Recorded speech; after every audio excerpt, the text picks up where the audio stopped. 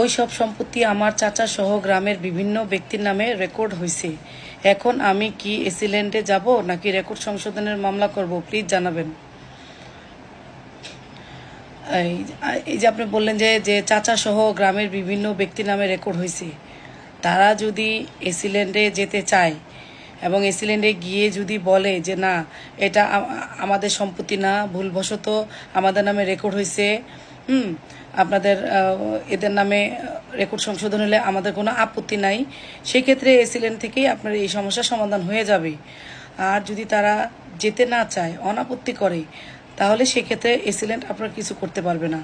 আপনাকে কি করতে হবে? আপনাকে দেওয়ানি আদালতে গিয়ে রেকর্ড সংশোধনের মামলা করতে হবে। রেকর্ড সংশোধনের মামলায় তাদেরকে বিবাদী করা হবে। তারা আদালতে এসে যদি তাদের কাগজপত্র দেখাতে পারে তাহলে তাদের রেকর্ড ঠিক থাকবে। আর যদি তারা কাগজপত্র না দেখাতে পারে তাহলে আপনার পক্ষে রেকর্ড সংশোধন হবে, এই আদেশ হবে। ঠিক আছে, আশা রাখি আপনি আপনার প্রশ্নের উত্তর পেয়েছেন। ধন্যবাদ।